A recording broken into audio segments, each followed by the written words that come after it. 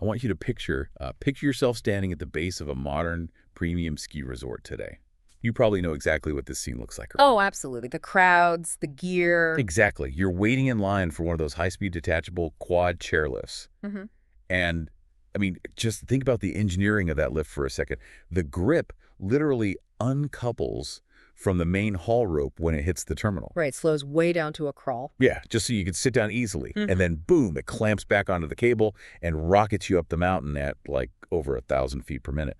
Meanwhile, everyone around you is swathed in these hyper-engineered, waterproof, breathable membranes in all these neon colors. It's all very technical. You've got, carbon fiber skis, bindings that have these crazy multi-directional release mechanics. Right. And you probably have a digital RFID lift ticket just communicating with a scanner right through the fabric of your jacket sleeve. It's just a highly polished, incredibly technical marvel of modern leisure. It really is. I mean, you're looking at applied aerospace and materials engineering, but it's all repurposed entirely for the goal of just sliding down a frozen hill as efficiently as possible. Right. It's completely engineered for frictionless pleasure. But now I want you to take that mental image, Yeah. that absolute peak of modern comfort and technology, and I want you to rewind the clock. We're going way back. Yeah, keep rewinding all the way back to the winter of 1908. You are no longer standing at a modern mega resort. You're standing in the deep, freezing, just intensely rugged wilderness of the Adirondack Mountains in upstate New York. And the gear is definitely not carbon fiber and Gore-Tex. Not even close. It is heavy, damp wool. It's stiff leather. It's solid, heavy wood. And this extreme contrast is actually the setting for our deep dive today. We're looking at a stack of historical records and notes surrounding a place called Cunningham Ski Barn. Which is widely recognized as one of North America's absolute oldest continuously operating ski shops. Yeah, and our mission today isn't just to do like a dry history report on an old store.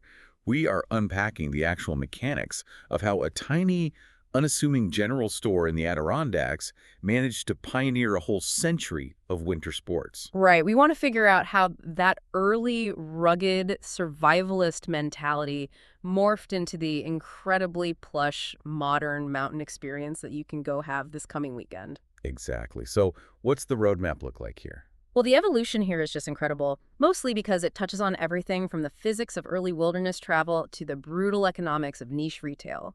We're going to look at a multi-generational business that didn't just survive, but really adapted, developing this highly intertwined relationship with Gore Mountain, which is the massive ski area right in its backyard. And we'll see how today's modern stay-and-play hospitality model is tethered directly back to these really deep historical roots. Yes. So let's start with the genesis of all this in 1908. The documents introduce us to a guy named P.J. Cunningham. Right. PJ is a state district forest ranger in the Adirondacks. And in late 1908, heading into 1909, he decides to buy a general store in a town called North Creek. Now, for you listening, a 1908 general store in this region is definitely not a boutique. Oh, no. It's where you go to buy flour, nails, cast iron stoves, axes, the literal tools of winter survival. It is the absolute baseline supply chain for an incredibly demanding, unforgiving environment. Exactly. But right around this time, skiing is just barely starting to appear in North America. It's a completely fringe concept. And P.J. Cunningham decides this little survival outpost is going to start carrying skis. Which is a wild pivot. Right. I was thinking about this, and the only modern equivalent I can come up with is like walking to your neighborhood hardware store to buy a snow shovel, and right there in the middle of the aisle, the owner has stocked a rack of experimental jetpacks. That is, honestly, that's an excellent visual. Because you have to remember, to the average person in upstate New York in 1908, a ski wasn't a piece of sporting equipment. It was this bizarre foreign curiosity. So that's what I don't get. It's a massive risk to stock inventory no one knows how to use. What was it about P.J. Cunningham's day job as a forest ranger that gave him the insight to look at these weird 8-foot-long wooden planks and see, a viable future? It really just comes down to utility. If you look at the day-to-day reality of a forest ranger in the Adirondacks back then, this is someone whose professional survival literally depends on moving efficiently through deep, untracked snow. Because you're patrolling massive tracts of timber, right? Exactly. Snowshoes were the standard, but snowshoes are incredibly labor-intensive. You're lifting the weight of the snow with every single step you take. So when Cunningham saw skis, he instantly recognized the biomechanical advantage. Because you aren't lifting, you're gliding. Right. You're distributing your body weight across a massive surface area and using momentum to your advantage. So he wasn't looking at a toy, he was looking at a superior tool for his trade. Precisely. And early skis were exactly that. They were tools. They were these long strips of hickory or ash, and they were often treated with pine tar to keep the snow from sticking. With like primitive leather toe straps. Yeah, exactly. You couldn't carve a turn like you do today. You basically steered by stepping. Right. But for a ranger, it meant crossing a snow-covered valley in half the time with half the caloric expenditure. Okay, that makes total sense for him personally. But how does that translate to the general store? Why sell them? Well, this is where Cunningham's genius really lies. He mastered the utility of it for work, but in doing so, he experienced the thrill of the glide. Oh, okay. He realized that the sheer kinetic joy of sliding down a hill on these planks completely transcended the utility. So he didn't just sell the skis, he sold the concept. He took something that started as a rugged survival tactic and gamified it. Exactly. He essentially told his community, I know the winter here is long and dark and isolating, but what if we use these wooden planks to actually enjoy the snow instead of just enduring it? Wow. He engineered a massive cultural shift. He turned winter from a prison sentence into a playground. He really did. And because he was the one stocking the gear, he naturally became the hub for this entirely new culture. And it clearly worked. The historical notes show that PJ's son, and then subsequent generations, took this general store and completely transformed it. They dropped the flour and the nails entirely. Right, and they evolved into a full-service, dedicated ski shop. The business expanded. They opened locations in both North Creek and Lake Placid.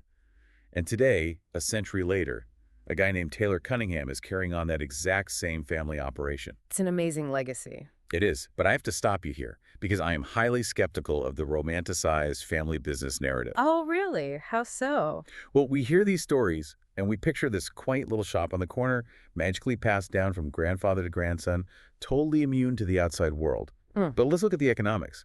Retail is a bloodbath. Oh, absolutely. And niche, highly seasonal sporting goods retail is even worse. Think about what happened to local businesses when big box stores arrived in the 80s and 90s, and then the utter devastation the internet brought in the early 2000s. It wiped out so many shops. Right. So how on earth does a ski shop in the Adirondacks survive a century of total economic disruption when thousands of others went bankrupt? It's a fantastic point. And to understand their survival, you really have to look at the transition from a product-based economy to the experience economy. Okay, what do you mean by that? Well, if Cunningham's ski barn had remained purely in the business of selling a physical commodity like just a pair of skis, they would have been wiped out by the internet decades ago. You can always find a cheaper piece of fiberglass online. Right. If I know my size, I can just buy the ski from a warehouse in another time zone for 20% less. Exactly. But Cunningham's realized long before the internet that they couldn't compete on inventory alone. They had to compete on invisible mechanics, things that simply cannot be digitized or shipped in a box. Like what? They shifted their model so that the physical ski was just the entry ticket and the real product became their highly specialized local knowledge. They heavily invested in custom boot fitting, advanced ski tuning, and mentorship. Okay, unpack the tuning aspect for me, because a lot of people might think, I just strap the skis on and go. How does tuning become an economic moat against Amazon? Because tuning is an incredibly localized science. Yeah. If you buy a ski straight from a factory, the metal edges are generally ground flat. It's a 0-degree bevel. Yeah. But if you take a flat ski onto the hard boilerplate ice that the Adirondacks are famous for, you will slide right down the mountain. You won't be able to hold an edge at all. Oh, wow. Yeah, but Cunningham's technicians know exactly how to manipulate the geometry of that ski for their specific mountain. They might grind, say, a 1-degree base edge bevel and a 3-degree side edge angle. And that actually makes a difference. A huge difference. That specific mathematical adjustment allows the ski to instantly bite into hard upstate New York ice, giving the skier control and confidence. That is fascinating. So an algorithm can sell you the ski, but the algorithm has absolutely no idea what the weather did in North Creek last night. Exactly. An e-commerce site cannot punch out the plastic shell of a ski boot to accommodate the specific bone spur on your left ankle so you can ski pain-free all day. Right. Cunningham's survived the retail bloodbath because they stopped being just a vendor and became an indispensable local consultant. The transaction wasn't the end of the relationship, it was just the beginning. I see. They survived by selling an identity and a community hub, not just a commodity. But here's the obvious friction point, right? A ski shop, no matter how incredible their custom boot fitting is entirely useless without a mountain. Right, they can't survive in a vacuum. Which brings us to the actual terrain, Gore Mountain. Yes. The relationship between Cunningham's and Gore Mountain is really the engine of this whole story. I was trying to find a good business equivalent for this relationship. People always use the bees and flowers metaphor, but that feels, I don't know, a little too simplistic. Yeah, it doesn't quite capture the scale. Right. It actually feels more like commercial real estate. Gore Mountain is the massive anchor tenant in a mall. You know, the giant department store that draws all the foot traffic. And Cunningham's is the specialized boutique that thrives off the ecosystem the anchor tenant creates. Oh, I like that. If the anchor fails, the mall dies. That is a much more accurate framework. Cunningham's outfits the population, but Gore Mountain provides the necessary canvas. And just as the shop had to evolve its services to survive the retail apocalypse, Gore Mountain had to continuously engineer its infrastructure and its terrain to keep that ecosystem flowing. And the sources show massive investment over the years. We're talking about new lifts, expanded base lodge facilities, and a huge increase in skiable acreage. Oh, massive expansion. But what really jumped out at me in the notes is how deliberately they designed the mountain's flow. They didn't just chop down some trees and say, have at it. They engineered the mountain to solve a really tricky logistical problem. How do you cater to absolute beginners and hardcore experts simultaneously without them colliding? Right, because if you mix a family with toddlers snow plowing at 3 miles an hour with 20-year-olds bombing down a trail at 40 miles an hour, you create a terrifying and dangerous experience for everyone. It's a recipe for disaster. Yeah. So how did Gore solve it? Because the notes emphasize that they are incredibly family-friendly while still having truly intimidating expert terrain. They solved it through the brilliant application of topography and lift placement. Gore Mountain is geographically massive, spanning multiple peaks. So they engineered the lower mountain, which is the terrain directly accessible from the main base lodge, to feature gentle, rolling gradients. Okay, so that's where you put your beginners. Exactly. This is where you put your high-capacity, slow-moving beginner lifts. You create a safe, insulated pod for the learners. So the beginners literally never have to cross paths with the experts. Never. Because to access the steep, double black diamond glades and the narrow plunging chutes, you have to take a series of entirely different lifts that transport you to the upper peaks. That is so smart. Right. By using the natural geometry of the mountain, they segregated the skill levels.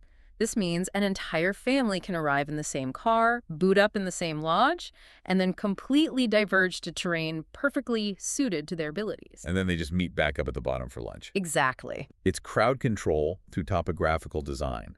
And that perfectly mirrors Cunningham's business philosophy, doesn't it? How do you mean? Well, the shop sells tiny rental skis for a 4-year-old, but they also sell high-end carbon setups for the expert parent. The mountain and the shop are perfectly aligned in this mission of total inclusivity. They absolutely feed off each other. The shop prepares the entire spectrum of skiers, and the mountain provides a perfectly engineered playground for that exact spectrum. Okay, so we've mapped the history. We've looked at the hidden mechanics of how the retail side survived and how the mountain engineered its terrain to accommodate everyone. But I want to pivot to the application of this for the listener. If you are listening to this right now and you decide to book a trip to the Adirondacks next winter, what does this century of evolution actually feel like on a Friday afternoon? It feels incredibly frictionless. It is a masterclass in the modern hospitality concept known as stay and play, but deeply rooted in local tradition. The sources highlight a specific place called the Alpine Homestead to illustrate this. It's a lodge located just about an 8-minute drive from the base of Gore Mountain. Super close. Yeah, so if you're a visitor today, the logistics are staggeringly easy. You wake up in a warm bed, make a tiny 8-minute commute to the mountain, rely on Cunningham's to hand you perfectly tuned gear for the day's specific weather, ski world-class terrain, and then return to the homestead for a roaring fire and a hot meal. It is the ultimate refinement of the winter sports experience. Every pain point has been systematically eliminated. And I can't help but dwell on the contrast here. Think about P.J. Cunningham in 1908. Think about the brutal physical toll of strapping on heavy wooden planks with leather straps, hiking up a hill in damp wool, freezing, with absolutely zero infrastructure to bail you out if something goes wrong. It was a rugged, demanding existence. Right. And now, Contrast that with the almost decadent luxury of today. An 8-minute commute in a heated car to a high-speed lift, followed by a professionally cooked meal. It is a wildly massive leap in human comfort. It absolutely is. The logistical friction of experiencing the mountains has been entirely engineered away by a century of progress. But if we pull back and look at this entire narrative, from the 1908 general store to the modern Alpine homestead, there is a fascinating psychological truth that hasn't changed a bit. Wait, really? What's that? Well, yes, the amenities are vastly superior. We have detachable chairlifts instead of hiking. We have mathematically precise ski edges instead of flat wood. We have plush beds waiting for us. But the core motivation, the reason you or I or any listener actually goes to the mountain, is identical to the people who walked into Cunningham's store 100 years ago. Oh, I see what you're saying. Yeah, people seek out the mountains for the visceral feeling of snow underfoot. They go for the adrenaline of the descent. They go to share an experience with their family in a beautiful, natural environment. The underlying human desires driving the entire economy of winter sports haven't shifted 1 degree. That's a beautiful way to look at it. We spent a century and billions of dollars upgrading the hardware and the infrastructure, but the human software operating it is exactly the same. Precisely. So let's pull all of these threads together. We started with a forest ranger in 1908 who looked at a pair of heavy wooden skis and realized they weren't just tools for surviving a brutal winter, but vehicles for joy.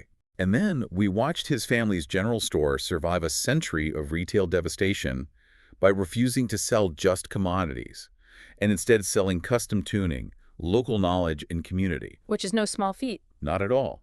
Then we saw how Gore Mountain engineered its massive terrain to safely host every level of skier, acting as the anchor tenant to the region. And finally, we saw how modern institutions like the Alpine Homestead wrap all of that history into a seamless, luxurious experience today. It's a powerful blueprint for how local culture can not just survive, but actively shape modern industries. It really is. Yeah. And as we wrap up, we want to leave you with a final thought. Something to consider the next time you find yourself zipping up a high-tech winter jacket or stepping into a modern ski binding. Yeah, consider the irony of all this innovation. We spent the last half hour exploring the staggering amount of technical evolution that has taken place over the last century. We went from damp wool to breathable, waterproof synthetics. We went from flat wooden planks to carbon fiber with precision beveled steel edges. We replaced grueling uphill hikes with high-speed detachable chairlifts. The infrastructure has been completely revolutionized to protect us from the elements. Ugly. Yet, despite all of that brilliant engineering designed to insulate us from the cold, the ultimate, deepest reward for a skier today is beautifully primitive. It is exactly the same reward. P.J. Cunningham enjoyed the simple act of gathering around a crackling, wood-burning fire at the end of a long, snowy day, peeling off your layers, and sharing stories of the mountain with the people you care about. Some human experiences are just so perfect they never need to be engineered. Thank you so much for joining us on this deep dive. Keep looking for those hidden layers of mechanical and economic history in your favorite pastimes. You never know what kind of century-old legacy is operating right in plain sight at your local mountain.